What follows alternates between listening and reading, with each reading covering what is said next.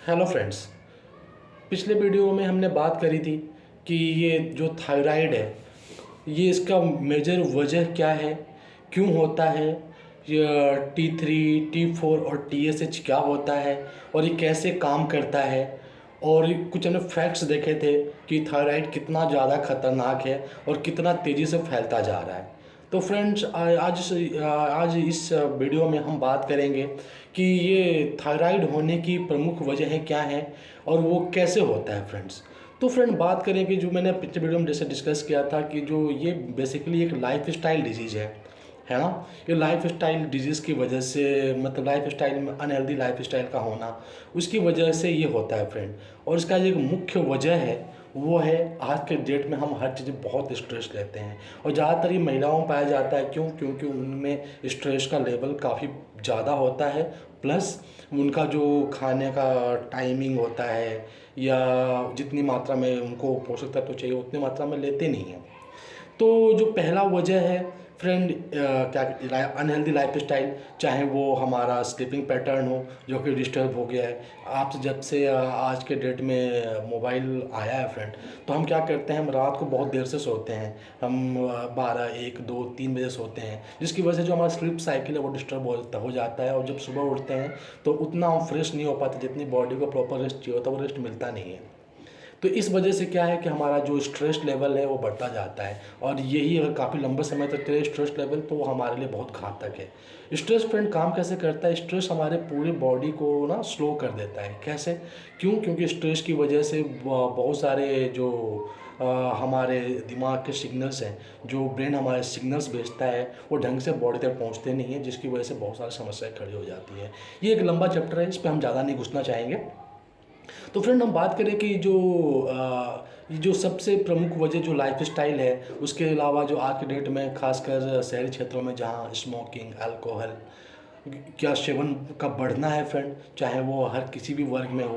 और जो सबसे बड़ा जो कारण है आज के टाइम में पॉल्यूशन, चाहे वो खाने में पॉल्यूशन की बात हो, चाहे हवा में पॉल्यूशन की बात हो या पानी में पॉल्यूशन की बात हो, वो फ्रेंड जो हमारे बॉडी पे बॉडी के अंदर जाता है, तो हमारे बॉडी को एक्स्ट्रा मेहनत करनी पड़ती है। और बार बार वो मेहनत करने की वजह से क्या है, हमारे बॉडी में इन्फ्लेमेशन हो जाता है, यानी सूजन हो जाती है, जिसकी वजह से हमारे अंग ढंग से काम करते नहीं हैं और हमारे बॉडी को सही से सिग्नल पहुंचता नहीं है। जो ब्रेन सिग्नल भेजता है बॉडी के हर पार्ट्स को कि आपको ये काम करना है, वो ठीक से पहुंच नहीं पाती है, जिसकी वजह से हमारा अंग ठीक से काम नहीं करता है। जो और एक सबसे बड़ी कमी है फ्रेंड, कि जिसकी वजह से ये चीज़ें, मतलब खासकर थायराइड बढ़ता जाता है, वो है खाने में हमारे पोषक तत्वों की कमी, यानी कि न्यूट्रिशनल डिफिशियंसी। जो हमारे बॉडी को बहुत सारे न्यूट्रिशन की आवश्यकता होती है, जो कि बहुत अलग अलग तरह से काम करते हैं। अगर ये सब चीज़ें फ्रेंड लंबे समय तक ना मिले तो एक बड़ा कारण हो सकता है। दूसरा कारण है फ्रेंड कॉन्स्टिपेशन।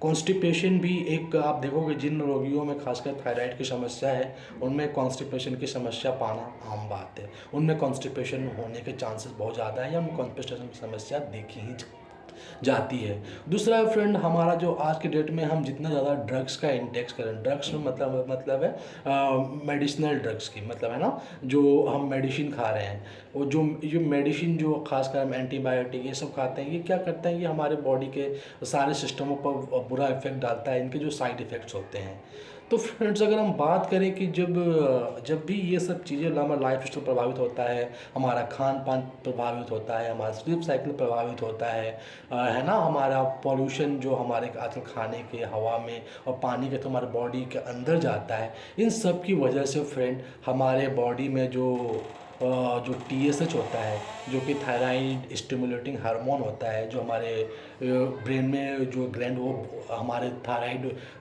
ग्लैंड तक भेजता है, वो ढंग से फ्रेंड वो सिग्नल पहुंच नहीं पाता।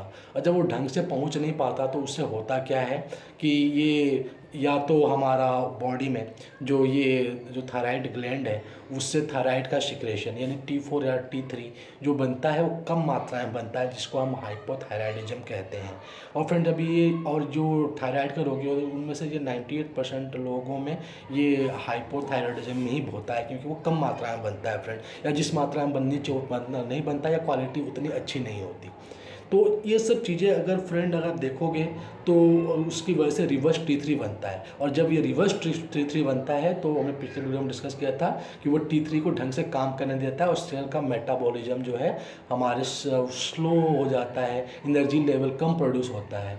तो उसका जो एक मुख्य कारण है स्ट्रेस, है ना, पानी में फ्लोराइड की मात्रा ज़्यादा होना, यानी गंदगी को ज़्यादा होना, खाने में पेस्टिसाइड का पाया जाना, है ना, ज़्यादा बैड फैट्स या फास्ट फूड का सेवन, आयोडीन की कमी, खून की कमी, कॉन्स्टिपेशन, विटामिन डी की डिफिशियंसी, ये बहुत सारे कारण हो सकते हैं जिसकी वजह से RT3 यानी रिवर्स T3 बनता है, और जिसकी वजह से T3 का प्रोडक्शन जो है बॉडी में कम हो जाता है या वो ढंग से काम नहीं कर पाता।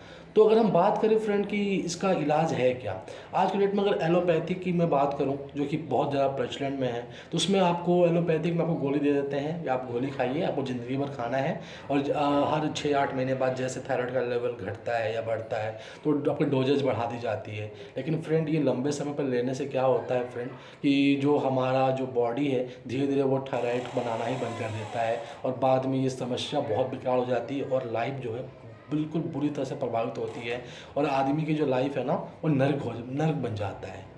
तो फ्रेंड अगर हम बात करें कि ये सब तो ठीक है, हमें पता चल गया, लेकिन तो इसकी समस्या को हम ठीक कैसे कर सकते हैं फ्रेंड। तो सबसे ज़्यादा जो फ्रेंड की समस्या को ठीक करने की जो चीज़ जिम्मेदारी है वो हम पे है, और वो हम तभी कर सकते हैं कि अपने हम लाइफ स्टाइल को हेल्दी रखें, हम फिज़िकल एक्सरसाइजेस करें फ्रेंड्स। फिज़िकल एक्सरसाइजेस के अलावा हमें बहुत सारी चीज़ों पर और ध्यान देने, फिजिकल एक्सरसाइज करने के अलावा फ्रेंड्स हमें ये भी समझने की ज़रूरत है, हमें अपने खाने में प्रोटीन और आयरन दोनों की मात्रा बढ़ानी बहुत ज़रूरी है। जो देखा गया जो खासकर थायराइड पेशेंट है उनमें ये प्रोटीन और आयरन की डेफिशिएंसी भी एक प्रमुख वजह है जिससे ढंग से वो सिक्रेशन हो नहीं पाता। तो हमें प्रोटीन और आयरन दोनों ही पर्याप्त मात्रा में चाहिए, और इसके अलावा हमें बहुत सारे विटामिन्स, है ना, जिसको हम मल्टीविटामिन्स कहते हैं, मल्टीविटामिन और मल्टी मिनरल्स लेने की ज़रूरत है।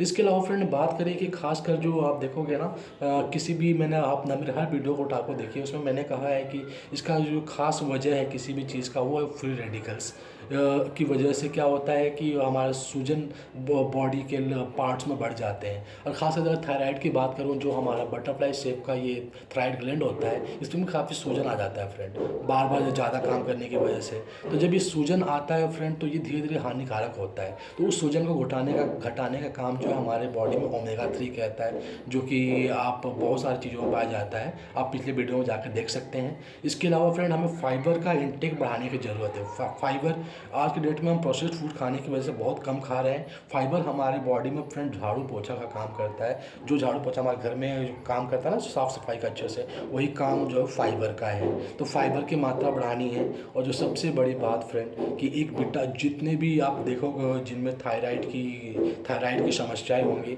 उनमें विटामिन डी की कमी पाई जाती है। और फ्रेंड ये विटामिन डी की डिफिशियंसी एक बड़ा वजह है थायराइड में। ये विटामिन डी का जो डिफिशियंसी है वो खासकर आप देखोगे तो वो ऑटो इम्यून डिजीज़ है, उसका सबसे बड़ा कारक है विटामिन डी की कमी। इसके अलावा फ्रेंड हमें विटामिन सी की आवश्यकता है, जो कि हमारे बॉडी में एंटीऑक्सीडेंट को पर्याप्त मात्रा में पहुंचाए, जो कि फ्री रेडिकल्स को हमारे बॉडी से बाहर निकाले। अगर ये सब फ्रेंड निकाल पाते हैं तो ये जो है हमारे लिए बहुत ही फ़ायदेमंद होगा। इसके अलावा फ्रेंड हमें विटामिन ए, जो कि बहुत ज़रूरी है, विटामिन ए का सेवन खासकर मैं थायराइड के लिए एक रामबाण का काम करेगा। क्यों? क्योंकि जब भी फ्रेंड ये T4 जो है सेल्स में घुसता है और उसके बाद जो T3 बनता है ना, T4 से T3 बनने के प्रोडक्ट्स जो क्रम है उसमें विटामिन ए की बहुत आवश्यकता है। विटामिन ए उसको बूस्ट करता है। तो आप देखोगे फ्रेंड इन सब चीज़ों का अगर सेवन करें हम खासकर तो बहुत सारी चीज़ें हम थायराइड को जड़ से उखाड़ सकते हैं। इसके अलावा जो सब मैं पहले बताया था कि प्रमुख कमी है आयोडीन की मात्रा, लेना बहुत ज़रूरी है फ्रेंड, क्योंकि आयोडीन हमें खासकर जो है बहुत कम मात्रा में ले रहे हैं, जिसकी वजह से हो सकती है।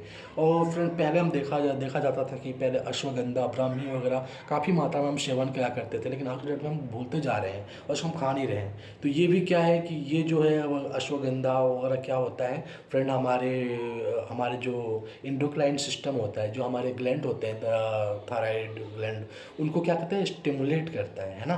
और ब्राह्मी क्या है, स्ट्रेस लेवल को कम करता है। अगर इन सब चीज़ों को फ्रेंड अगर हम ढंग से अपने आहार में लें, अपने भोजन में सम्मिलित करें, तो आप यकीन मानिए ये तो जो थायराइड की समस्या है वो जड़ से ठीक हो सकती है। इसमें आपको 6 से 9 महीने लगेंगे फ्रेंड, लेकिन ये रिवर्सेबल है, ये ठीक होने योग्य है, और ये हमारे खान पान के थ्रू ही हो सकता है। तो इसलिए बेहतर है फ्रेंड, जो भी आपका अभी इलाज चल रहा है उसके साथ साथ आप न्यूट्रिशन के बारे में संबंधित जानकारियों के लिए एक अच्छे न्यूट्रिशनिस्ट से संपर्क करें और उनसे अपने न्यूट्रिशन के बारे में सलाह लें, और जैसे बोलते हैं फ्रेंड वो वैसा करें। और आप याद रखिए, जो 3 चीज़ें अगर आपने ठीक कर ली अपने दिनचर्या में, मतलब अपना लाइफ स्टाइल, आपका सही खान पान, समुचित पोषण और स्ट्रेस लेवल को आपने कंट्रोल कर लिया, तो यकीन मानिए ये थायराइड जड़ से ख़त्म हो सकता है फ्रेंड, और हम एक बेहतर लाइफ स्टाइल जी सकते हैं। और फ्रेंड यकीन मानिए, जो थायराइड है बहुत सारी चीज़ों का, बीमारियों का जड़ है, तो इस जड़ को ही अगर उखाड़ फेंकेंगे तो बाकी सारी चीज़ें जो हैं अवश्य ठीक हो जाएंगी। तो फ्रेंड उम्मीद है आपको ये जानकारियाँ पसंद आई होंगी। मिलते हैं अगले वीडियो में किसी और टॉपिक के साथ।